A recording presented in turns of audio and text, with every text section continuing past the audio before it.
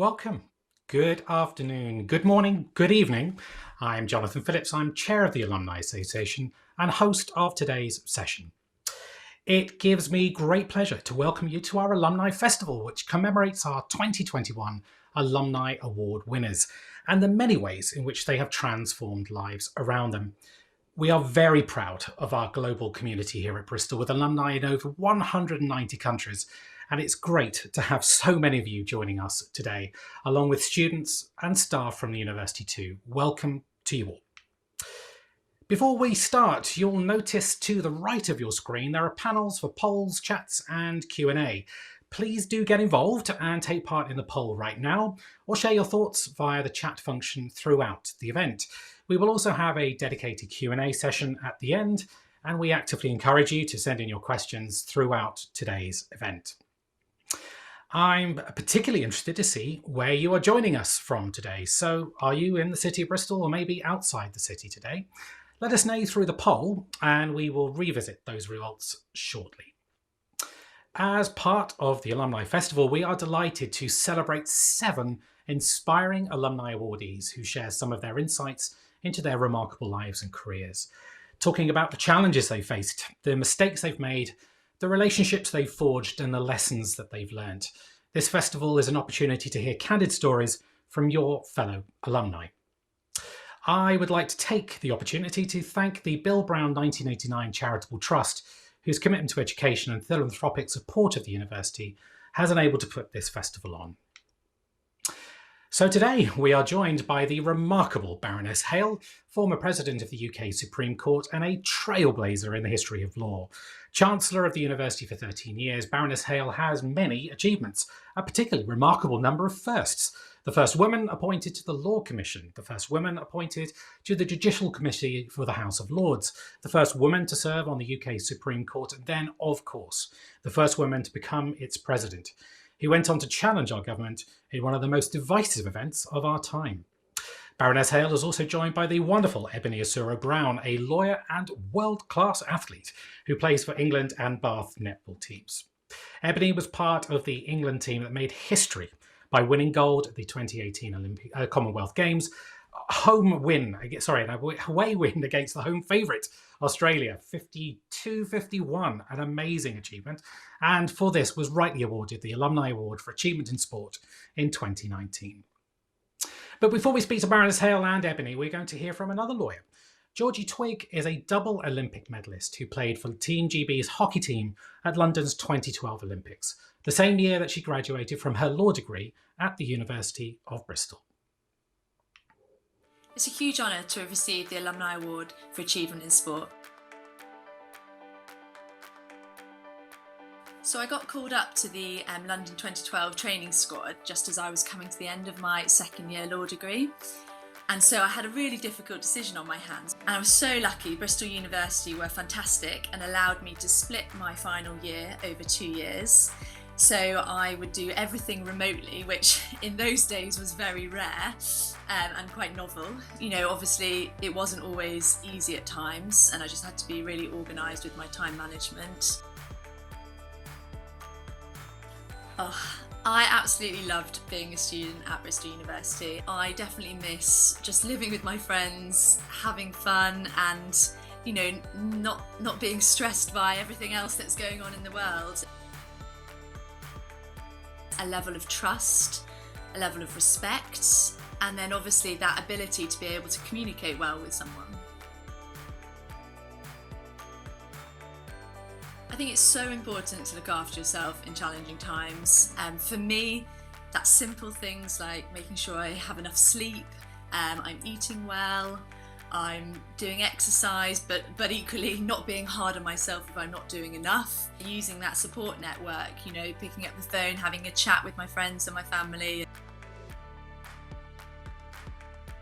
Life can be such a whirlwind and I'm definitely guilty of thinking what next, and actually taking a step back and appreciating those things you've done and achieved, and yeah, just enjoying every moment for what it's worth. I'm definitely guilty of having said yes too many times and burning out. And so I've definitely learnt that it's okay to say no at times and to prioritise what's really important to me. I would just say to anyone, don't be afraid of making those mistakes, because those are the best times to learn and the best times to get the best experiences that you might end up being really proud of. Great to hear those insights and observations from Georgie there, an incredibly worthy winner.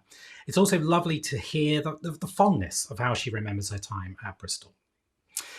Before we start, let's quickly go back to a poll. We wanted to see whether you were joining us today from Bristol, or indeed whether you were outside the city. And I can see the results are in 18% here in the city and 82% outside of Bristol. And I think in some ways that reflects the global nature of our alumni community. Thank you for participation. It's really great to see those results. And, it's great to welcome you back, admittedly digitally, to Bristol. We all know what a beautiful city the Bristol is, and I suspect many of you, 18%, like me, found an excellent reason to stay in the city or move back after graduation. Without further ado, I'm delighted to welcome Baroness Hale and Eboni Usoro-Brown to share some of their insights into their remarkable lives and careers. So my first question, Baroness Hale, Brenda, if I may, you've established a remarkable career in law, but I imagine things are very different now to when you were first starting out. Can you tell us a little bit about what it was like for you starting your career as a young law graduate in the 1960s? Well, the main difference between then and now is the numbers. Because when I went to university, only 2.5% of the age group of young women went to university. And of course, there was also a very small proportion of women becoming lawyers. About 4% of the practicing profession were women. So one felt, in a way, quite alone, but that was a challenge. There was nothing to be afraid of. One just had to get on with it. And of course, at university, there had been quite an advantage in being in a place where the sex ratio was 1 woman to every 9 men. You could have some fun, as well as knowing it was all completely unfair. So, Fantastic.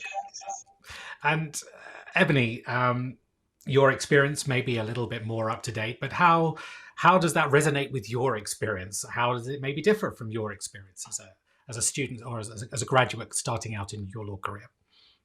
I think, as Brenda alluded to, I think when I arrived on the steps of the Wills Memorial Building to begin my law degree, I think there was more women than there were men in terms of the actual pool of students for that particular intake in the year. But it was still such a vibrant city, such a vibrant place to attend and want to learn. And I think when you step into the Wills Memorial Building, such an iconic building, you knew you were on the right path of what would be a wonderful career. Yeah, I can share your views of that particular building because whilst I was not a lawyer, I was an earth science student. So I know that building incredibly well. Brenda, we noticed there a clear difference between the numbers of women who were starting the law degree when you were initially a student and Eboni, your reflection that in fact there were more women at that time. How have you seen that reflected in the law profession and not just the law students? Who do you want to answer? Brenda, why don't we ask you first of all?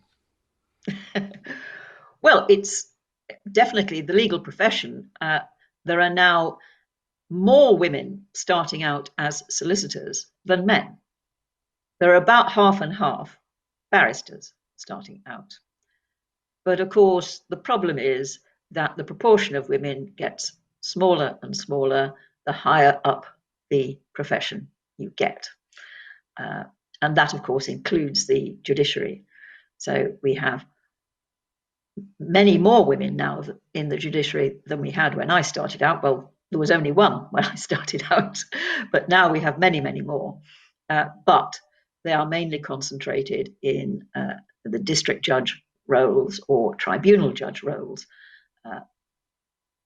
Rather fewer as circuit judges, only a quarter of High Court judges and Court of Appeal judges.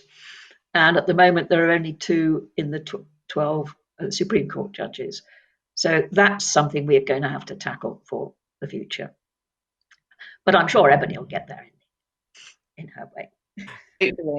I think my experience is a little bit different, especially because the law firm that I'm based at the moment is a Bristol, and it's an international firm. And actually, I think, again, within my cluster, I work in professional and commercial risk. Again, the women are, there's more women within my cluster than there are men. And I definitely know, I think over the last couple of years, there's been more initiatives brought in within law firms, not only to address the diversity and inclusion, but also the gender balance, again, as Brenda says, in terms of how we progress up the ranks and break that glass ceiling. So it's really encouraging to see in terms of as the younger generation does move through the profession, and as to what it may look like, even what hopefully 5, 10, 15 years from now. But again, hopefully small steps to make some big changes in the short and long, medium and long term.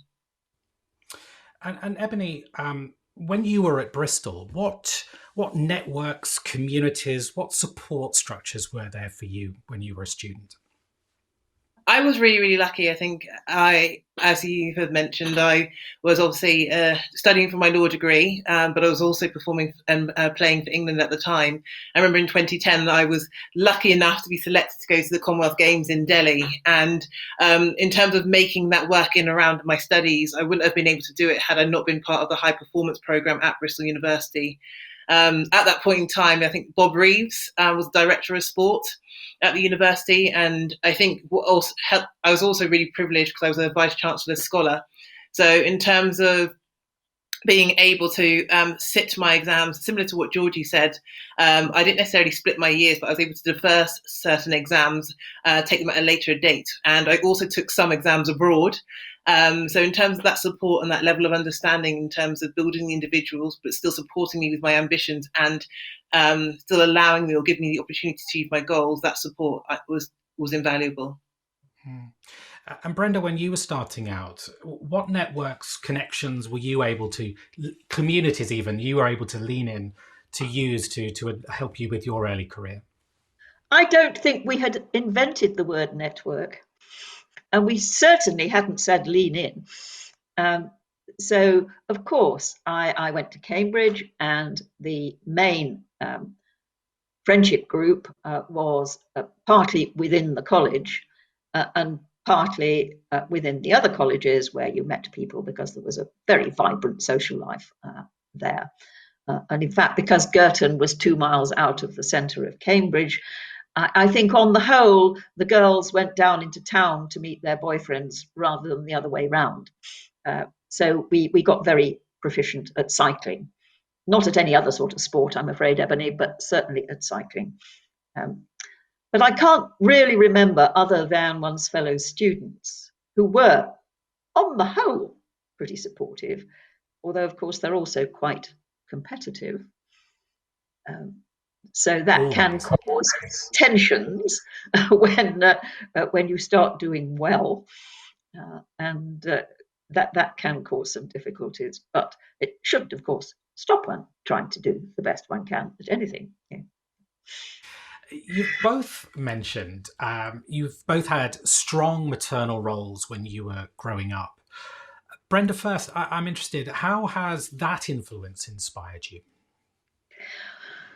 Well, the strength that the 3 Hale sisters, observed in our mother came about mainly when our father died very suddenly, when I was 13.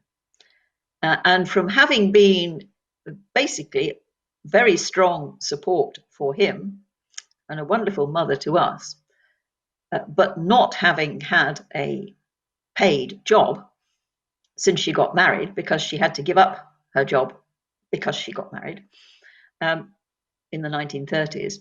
She dusted off her teaching qualifications, got herself a job, moved us into a new house, but all in the same village, so that we could continue to go to the same school, have the same friends. the same networks, as we would now put it, and so that our lives were disrupted as little as possible. And that was an amazingly strong thing for her to do. And I think it made us all realize what a strong person she was.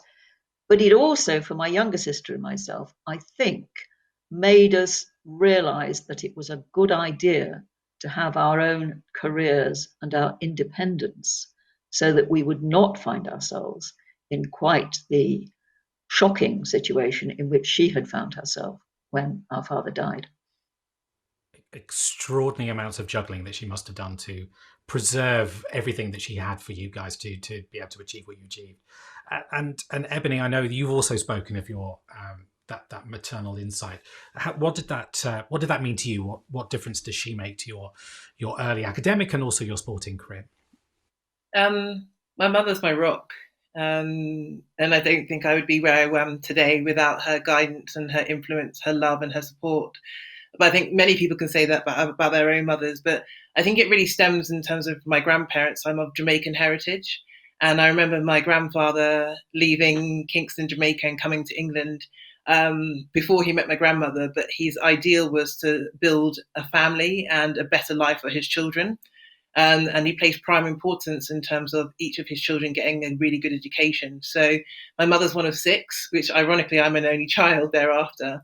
But in terms of having that good grounding, have a good foundation in terms of knowledge being power, and also being able to, again, give me that independence, give me that character, and give me possibilities and options moving forward, is something my mother always talks about as a single parent for the majority of my upbringing on a daily and a weekly basis. So never want to be the pushy parent, but she always encouraged me to have my dreams and my goals, and made sure that I knew everything that I wanted to achieve was attainable if I had a good work ethic and I worked hard. So in terms of those values and those principles, it really helped in terms of my own character development.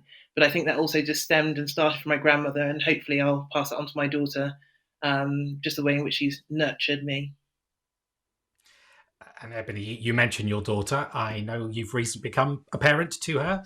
Congratulations! An amazing thing to happen, and particularly a rather unique thing to happen, of course, during a pandemic. Is there anything that you've learned about yourself during this time? I've learned there's lots of. I think it's been quite a challenging year for most, and for many for varying different reasons. But I think one thing that I've definitely learned over the last year, and I think it's more of an appreciation about time and valuing people and the time you spend with people. Because quite often, I think about, as Georgie said, you say yes to everything and get quite caught up in the being busy sometimes, and you don't really know what you're being busy doing. So the fact that the pandemic's actually allowed us to slow down, and you talked about connection. I've definitely connected more with friends, family, estranged friends and family, but also with my daughter on a different level that I may not have done had I not had this pandemic, which caused me to kind of operate and undertake my daily tasks in a different manner. So I think what I've learned about myself is just the fact that I'm still can achieve my goals and be who I am and have my own identity, but also have a positive impact on the people who surround me, but also the environments in which I operate in, without having to necessarily be rushing around like a headless chicken, and not necessarily taking a moment to kind of connect and enjoy life for what it is, because it is so precious. Yes, and Brenda, I know I feel hesitant about talking about a post-COVID world, but we are now moving out. How has the last 12, 15 months been for you? Any reflections that you may have considered? Well, of course, the main difference was that I retired from the Supreme Court in January last year. And I had filled the whole year with a succession of events, conferences, festivals, foreign trips, for speaking purposes and so on. And I was also going to go and sit as a judge in Hong Kong. So this very busy year, on March the 23rd, suddenly evaporated. And my husband and I came up here to North Yorkshire. The weather was gorgeous. We could watch the seasons develop in our garden in a way that we'd not been able to before. I was able to go out for a walk every day and see how the wildflowers changed as the seasons progressed, until, of course, the weather got ghastly and it wasn't so inviting to go out every day. But it was a very different life from the life that I had been expecting, and by no means a worse life. It was very, very enjoyable. It was unfortunately completely spoiled by the sudden death of my husband in July last year, which none of us were expecting. And that, of course, turned everything upside down. But that was after we had had what, in his words, were an idyllic 4 months together in our house here in North Yorkshire. So it has been a very strange time. But I think we've all learnt a lot, haven't we? I mean, as Eboni was saying, we have learnt to slow down a bit. We've learnt to connect in different ways. We've learnt to enjoy different things from the things that we used to enjoy. And I have to say, I haven't regretted at all the change, other than the loss of my husband. I haven't regretted anything else about the changes that have happened over the last year. Well, our sincere condolences to you, Brenda, and to your family too. I'd like, as we maybe you had this opportunity to do as well, to mark the point of your retirement, to recognise the career that you've had. I described you as being a trailblazer in law, and I know that you've worked tirelessly for gender equality in law as well. With that retirement in mind, what would you now reflect as being some of your career highlights? What have been, maybe even, Brenda, some of your biggest challenges to reflect on? Well, the highlights, I mean, you've mentioned the main highlights, which obviously were going to the Law Commission, where you've got the great good fortune of promoting change for the better in the areas of the law that you care most deeply about. And the family law team, while I was at the Law Commission, were remarkably successful in achieving that. And then, of course, becoming the first and unfortunately the only woman to be a member of the Appellate Committee of the House of Lords. I mean, I think those have to be the two highlights.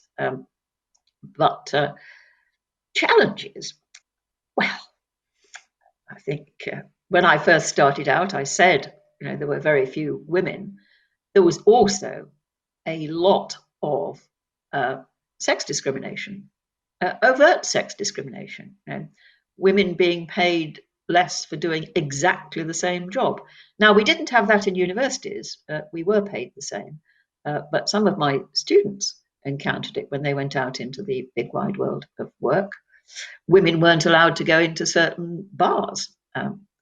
We had a woman professor in Manchester who had to get a male to guarantee her mortgage, even though the only one she could get was her retired father, who was in his 80s, whereas she was a professor in a prestigious university. Those sorts of things were a challenge, but of course you just had to ignore them and do your best anyway. I have a feeling that the everyday sexism that there was in those days is still around, but it's gone underground, so that it's not so easy to recognise and it's not so easy to confront. Young women these days have to learn how to confront it and do it in a way which is going to produce results rather than resentment. But that's a huge challenge. I don't know how Eboni feels about this, but I think how to call out unacceptable things that are being said or thought or done without making the people whom you have called out resent you, because that will only make life worse. And it's a really difficult task, and I don't think that it has gone away entirely. I'd be interested to know what Eboni thinks about that, because she's not only got sexism to confront, she's also got racism to confront. I think it's obviously a very topical topic at this moment in time, but I think in the sense that we still, as Brenda says, it's still very prevalent. But I think there have been steps taken over the last couple of years, especially since I've entered the profession, to address some of the imbalances.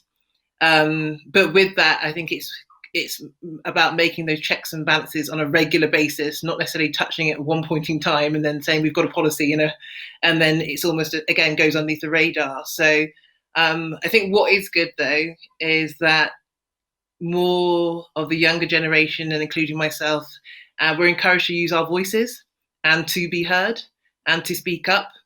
And again, it's about, sometimes it's also just in terms of how it's phrased and how you position it. Again, not to cause resentment or offence, but again, it's about keeping open minds and trying to educate those who have the power to make change as to why it's necessary and how and then provide solutions as to how we may approach it, so that it actually you come at the problem as collaboratively rather than necessarily just in an aggressive and unproductive way. You remain, I'm presuming, from everything you've said, hugely optimistic, though, that those changes are afoot, that we are making progress, both on gender equality and another, of course, racism and other issues. I think so. I think I'm very lucky. I joined DAC. The firm I work at is an international firm called DAC Beechcroft, and I joined them just over 2 years ago. And I have to say that I was really pleasantly surprised upon joining them. They had a program called Access. And again, that talked about diversity, inclusion, and getting more ethnicities within the working environment at all different levels of the law firm. And I think by even just having that simple program, we haven't really seen that before. And that was even before the Black Lives Matter and the issue of racism was really highlighted in the media over the last year. So I think when you have more initiatives like that, and again, like I said, an awareness, and in one sense, it shouldn't be an open-mindedness, but we do need to educate and open our minds to what the legal workforce will now look like moving forward, given the multicultural societies we now live in. Like I said, we all need to just take small changes. Will hopefully have a big and positive effect in years to come, but not necessarily in 10 to 15 years, but hopefully in the near future. Very good. Eboni, I'm every time I see you and I speak with you, I am hugely impressed at the juggling job that you are doing. You are a lawyer, you are a full-time athlete, and of course, a full-time mother, all at the same time. I know that you've had to develop, let's put politely, some extreme resilience in juggling these elements all together. So I'm just asking, interested and just hugely impressed, how are you juggling all of these multiple jobs, if you will, and how are you making them all work together as one? I think it's probably the biggest compliment, because I think half the time when you talk about juggling jobs and resilience, I'm passionate about most of the things that I do. So I think when you're passionate about what you do, I love learning, and that's why I think the legal career has suited me really, really well in terms of how dynamic it is, and especially the area of law I'm in. It's really progressive, and I really enjoy going to work every day and having that kind of rigmarole of getting to the bottom of a solution or negotiating, and it really does make me tick. But then obviously on the netball court, it's a sport that I've played since I was at primary school, and I've grown up with it, and it forms part of my identity. And I think in terms of the level of teamwork and the camaraderie, but also despite the gold medal that we won on the Gold Coast, it's been a journey that's given me, I've travelled the world in terms of going to India and the Cook Islands and Malawi, and some of those opportunities that as a young woman, you'd never get to experience. And I think I'm just more grateful and I'm humbled that I've been able to have such a successful career and play a sport that I love, and being able to manage it and try, again, solution focus in terms of trying to see how they both fit together. So I think having Savannah adds another piece to the jigsaw. And again, sometimes it's not easy. There's days where I have a lack of sleep and I guess confidence is low, but I always try, as my mother used to say to me, you get up every day and every day is full of an opportunity. So sometimes it might look a bit bleak, but you've got to put your best foot forward and just learn from every step. So yeah, and a good diary and a really, understanding husband also really works. But above all, Eboni, what strikes me is the passion that you have for your sport and for your career, and that shines through. I'd like to reflect on that word with you, Brenda. Where's your passion now that you've retired? Where are you going to keep your energy levels high? I know you're speaking to us today from Yorkshire, which I'm sure is a passion in itself. But what's more? Well, yes, I mean, Yorkshire is a passion because it's such a very beautiful place, and it's a place where I grew up insofar as I've ever grown up. And I love being here. But I also love meeting people. So it is wonderful the way over the past year, bit by bit, all sorts of, not just universities because they had to, and schools because latterly they had to, but all sorts of groups have learnt how they can do community remotely. And it's been a wonderful thing to take part in. So I really enjoy, I say yes to as many gigs as I can fit in, because I so enjoy trying to connect and communicate with people, particularly younger people, because the young are what keeps the old like me alive and enthusiastic. And what I always like to say, and it's a bit echoing what Eboni has been saying, I always like to say to young people when they ask for advice, the first piece of advice I say is enjoy what you're doing. Because if you enjoy it, you will work hard at it. And if you work hard at it, you will be the best you can at it. And those three things together are going to see you in good stead throughout your life. So enjoy comes very high on my list of what people should be doing. So I only do things that I enjoy these days. That's the great thing about being retired. I don't have to do things I don't want to do. And I'm so tempted to ask the question, but I'm not going to. We are going to switch to your questions in just one moment, but I've got one final question to both of you. And it's about your reflections of Bristol, what Bristol means to you as a university and possibly too, of course, as a city. And maybe I can take to you first of all, Eboni. So what are your favourite memories? What does Bristol now mean to you as a former student? I echo what Georgie said. I think my favourite memories of Bristol is just how beautiful the city was. When I first arrived, obviously I was in halls, I was in Will's halls, and I think I was very lucky because it was such a beautiful place to live. But it's also the friendship and the people that I've met, and I still have those long-standing friendships today.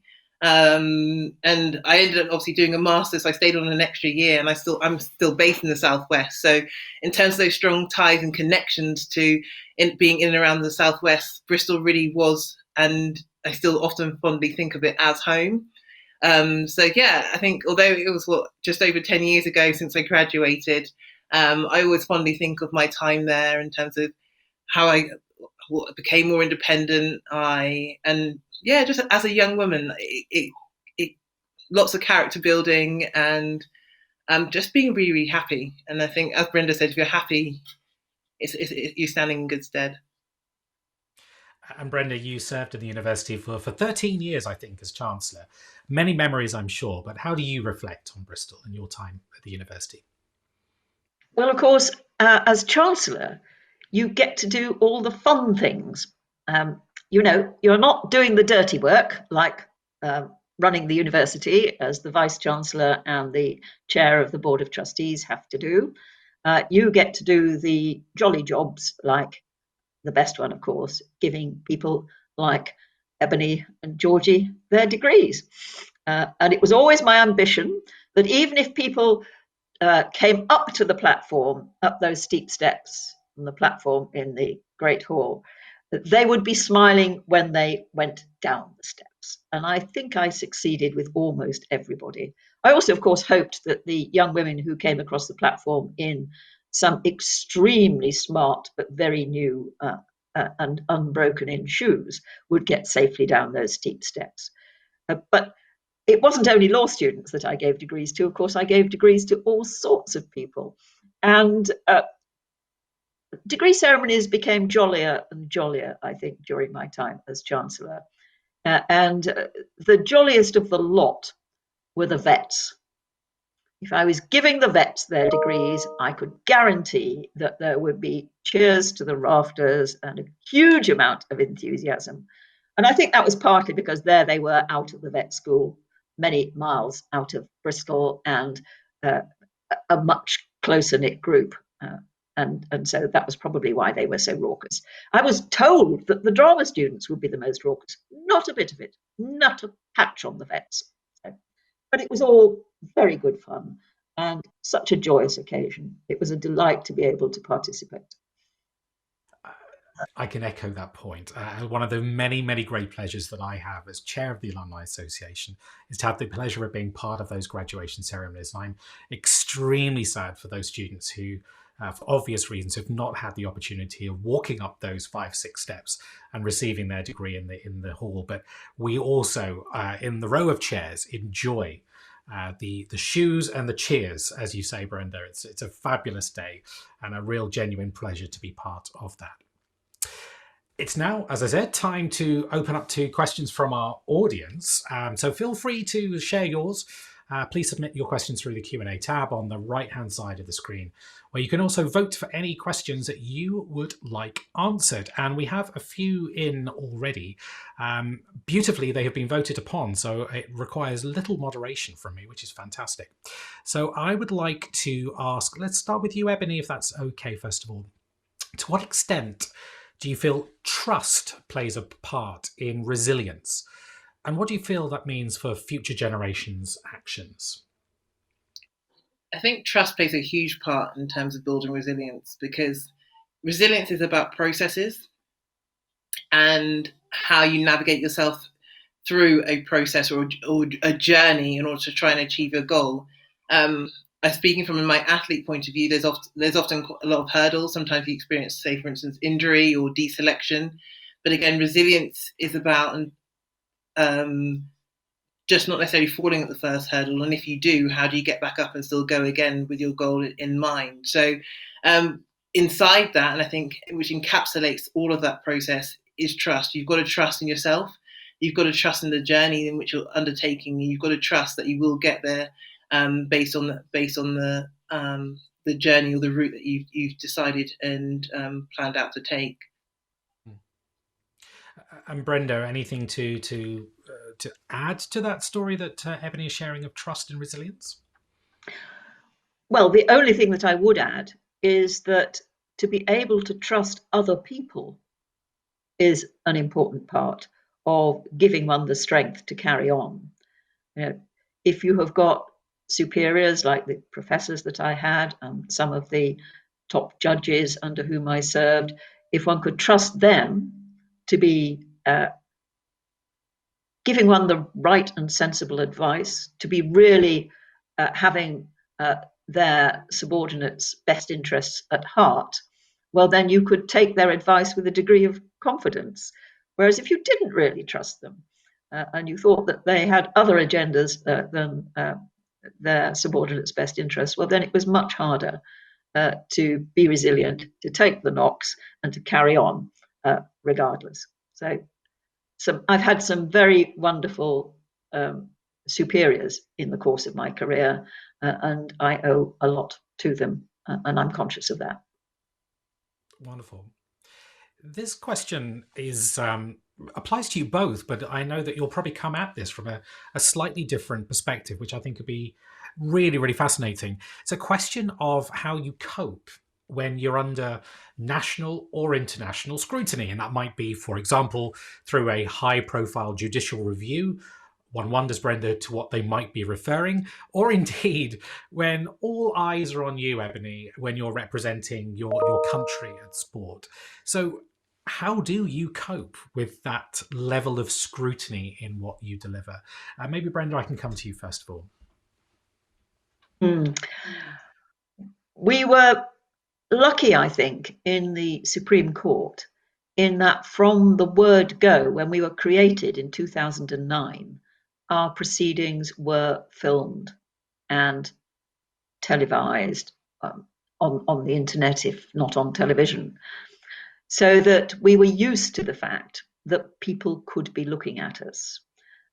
We learnt to ignore the cameras very quickly, But it did mean that it didn't feel any different in the very high profile cases that we had, where a lot of people were watching, from how it felt in the much lower profile and more routine cases where hardly anybody was watching because the proceedings were so boring. So I think that was a good thing. That was help to cope.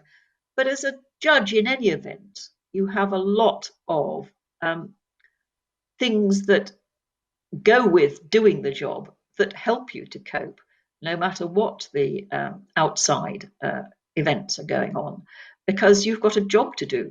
You've got to listen and understand, read the arguments on both sides of a very difficult question. It may be more than two sides, it may be several sides. The question is difficult. You've got to use your best legal skills to work out what the answer is, and you then have to try and explain it in a way that certainly the legal profession and the parties will understand, but hopefully that the rest of the world will understand. Those disciplines are a huge help in coping with what can sometimes be high-profile situations. And I imagine that's true in the world of sport as well. You know what you're supposed to be doing. It's very true. And I think what for us helps, I think firstly, I think it helps because I play team sport. So in one sense, it's never just your fault. If you all win or we all lose. But I think from an individual perspective, it's more about having your own measurable targets, because you will get outside scrutiny. Everyone will have an opinion. Everyone will think they'll be able to do it better than you. So I think in one sense, it's just knowing what your own standards are, what the standards are of the team, but also what your own expectations of yourself are as well. So if it does go well, again, you can be critical and evaluate in terms of why did it go well.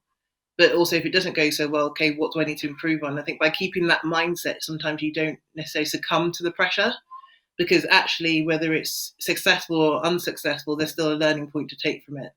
And actually, I think sport has given me quite a really good education and grounding as to how to cope with pressure, because I'm still very much a junior lawyer and I'm still plying my trade and earning my stripes. But by having that mentality in terms of wanting to learn or how to find a solution or what I could do better or what went really well is actually what makes me a better lawyer from day to day. So, and that allows me to cope with that pressure when you've actually got quite a lot of demanding clients. So I think it's an ongoing thing that you never master it in terms of how you cope with pressure, because the pressures will change as well as you become more mature in terms of what you're doing. But again, if you kind of keep that practicality in the forefront of your mind, hopefully in terms of how you respond will be positive all round. I love this next question. I'm going to intrigued by your answers both. If you could have your time again, would you change direction? Would you be tempted to do something different? And of course, the natural follow-on question to that is, okay, so what might that be?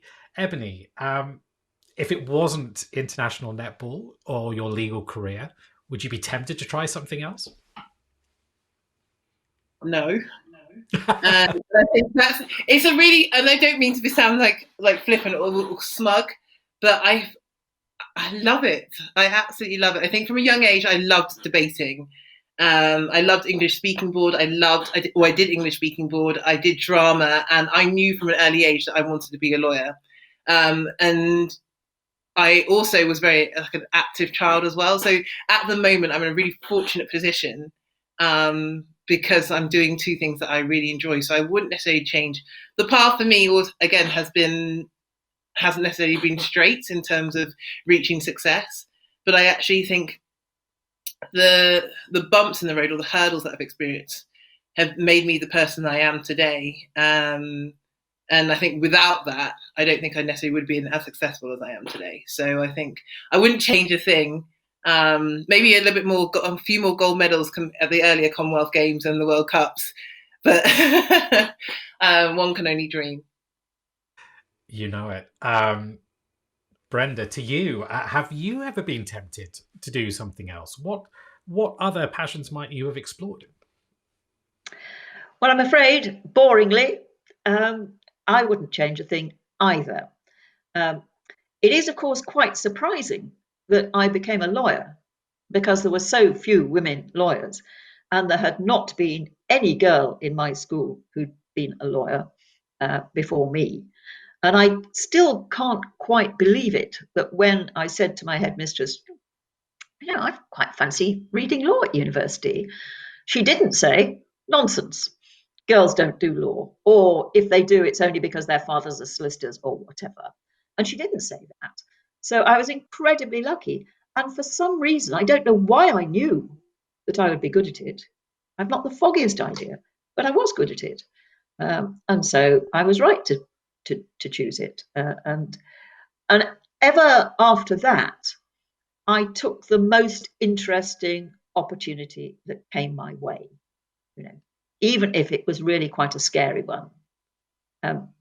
So, for example, after I'd been an academic lawyer full-time, no longer practicing, for 10 years away from court, somebody tapped me on the shoulder and said, well, would you like to become a baby part-time judge? And instead of saying, I think that'll be a bit scary, no, I don't want to do that, which is what two of my professors said, I said, oh, yes, I'm going to give that a go. That sounds interesting, which is what the other two professors said. So I've not regretted, of course, having said yes to some fairly challenging suggestions that have come my way, or opportunities that have come my way. So I have been extremely fortunate in that these things have happened. So not a lot to regret, I'm afraid, John. No, wonderful. There are no regrets. I think that's fantastic. But I've scribbled a few words down there, which I will definitely take away and think about myself. But too often, I think people chase some strange ideals in their careers. But you've shared 3 words, which I'm going to grasp: interesting opportunities, things that you're passionate about, and things that sometimes scare you, that are challenging, are things to grasp in your career. I absolutely agree with you. Baroness Hale, I hope you're going to be in a position to try and answer this question. I'm also sure it's a question you've been asked a number of times over, but what was your personal reaction to the judgment in September 2019 about the legality of the dissolution of Parliament? Personal reaction? That's an interesting question. I'm not entirely sure what it's getting at. It was, of course, a hugely challenging case, partly because the legal issue was novel and difficult, and partly because of the whole political context in which the legal issue had arisen. But we couldn't not decide it because we had a court in England and Wales which had reached one conclusion, and a court in Scotland which had reached a completely different conclusion. And the Scottish court had said that the purported prorogation was null and void. There is only one UK Parliament, so they couldn't both be right. We had to choose between them. And we went about it in the quickest way we possibly could. I'm very proud of the fact that we got the case on very quickly. There'd be no point in putting it on unless we could do it quickly. That we decided it very quickly and got the judgment out very quickly. And of course, that we were unanimous in reaching the same conclusion about what the answer was to this very difficult legal question. So those are my feelings about it all. What I didn't realise, of course, was how much prominence would be given to the brooch I was wearing on the day that I announced the result.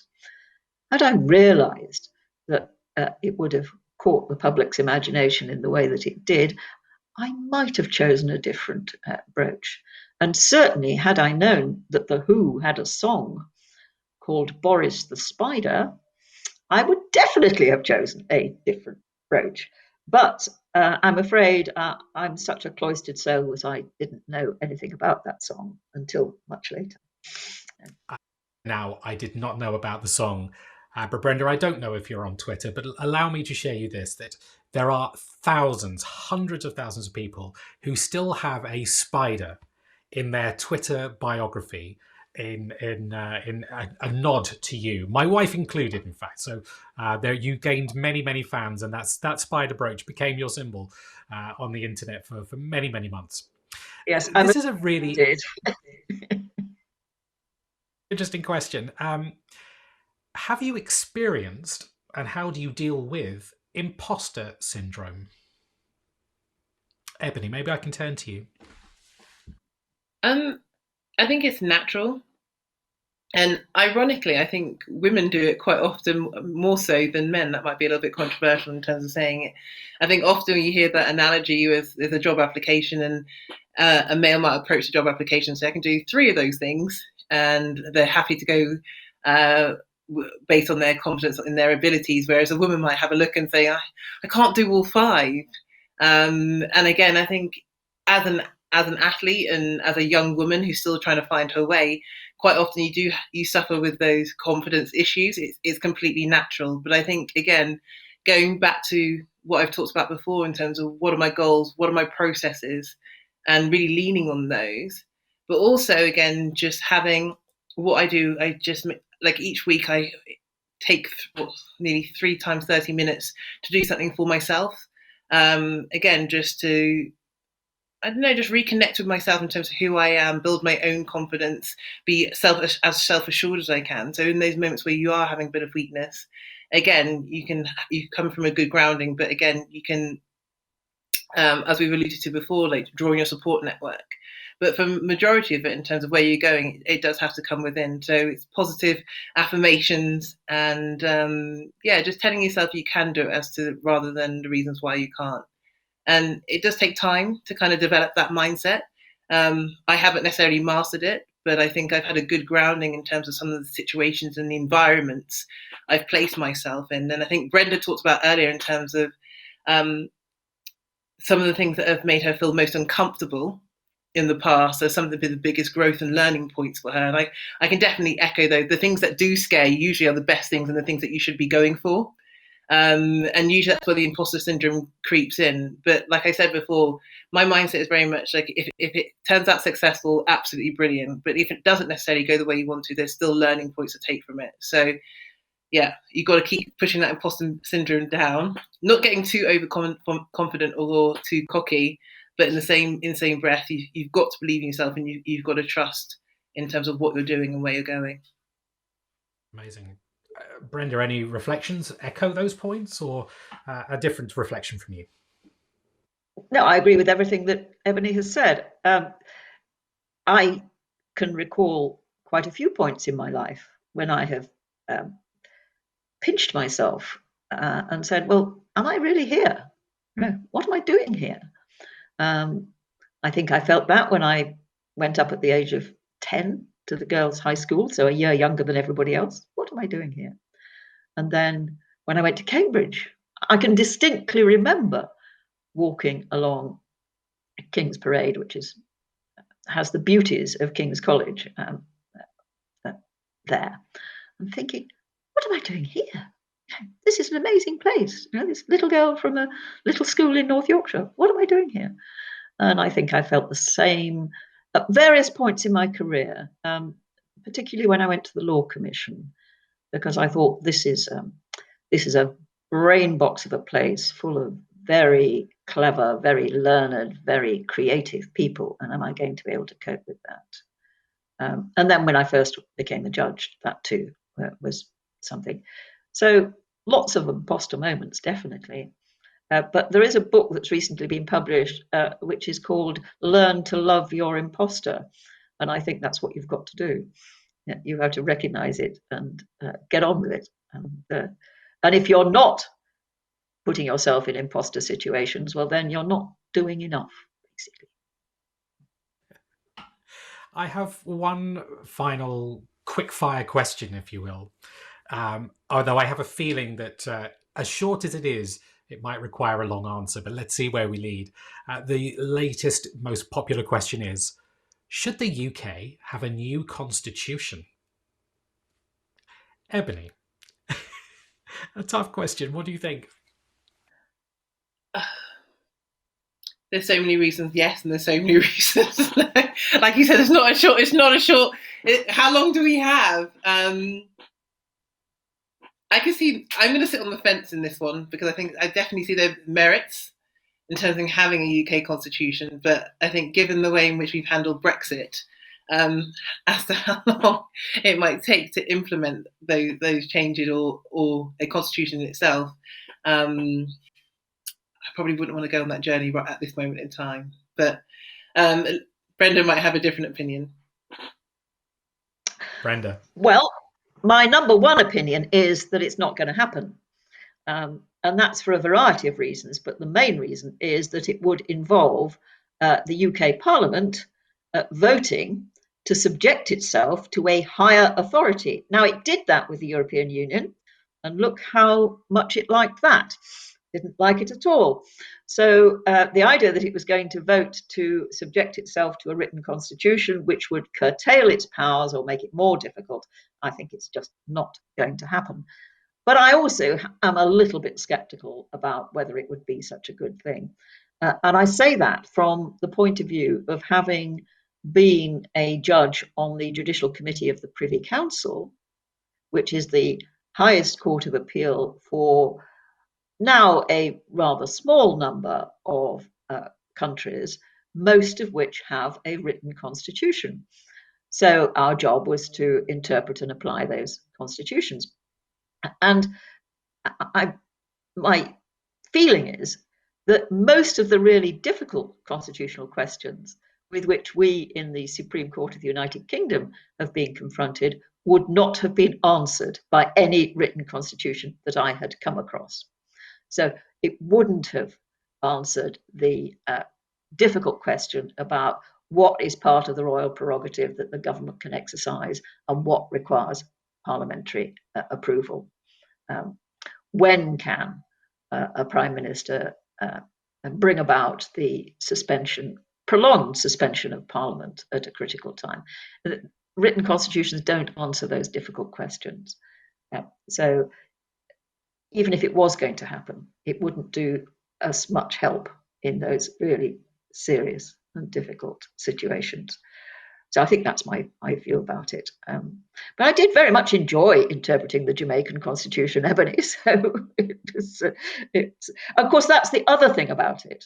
A written constitution gives a lot more power to the judges. And that's another reason why it's not going to happen. The last question we asked could be the subject of another book or another hour amongst ourselves. But we need, unfortunately, to draw our conversation to a close. So thank you. Thank you so much for all the questions that have come through. They've been absolutely amazing.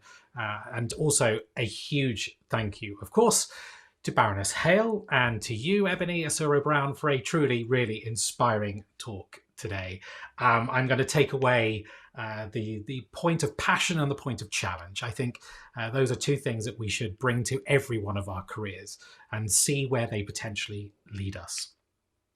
The next Alumni Festival event is our Monday, the 17th of May. Dr. Jackie Cornish, OBE, will be sharing our illuminating insight into her remarkable life and career as one of the NHS's most influential paediatricians. She'll be joined by fellow alum Katya Adler, so we do hope you can join us for that session. If you haven't already booked, you can add the event to your programme in the menu on the left-hand side of your screen. If you have booked for today's post-event coffee and chat session, please click on the coffee and chat menu on the left-hand side of the screen to join that when you are ready. We really and hope that you have enjoyed today's session. I've really enjoyed our conversation with Brenda and with Eboni, but please let us know what you've thought about today's session in the short feedback survey, which is accessible, I believe, on the right-hand side of your screen. And finally, if you haven't already done so, don't forget to check out the memory board. Reminisce about your time at Bristol digitally. Thank you once again. Have a great afternoon, evening, morning, depending on where you are in the world. We are grateful for your company at this point, and we look forward to seeing you again on a future Alumni Festival event. Thank you.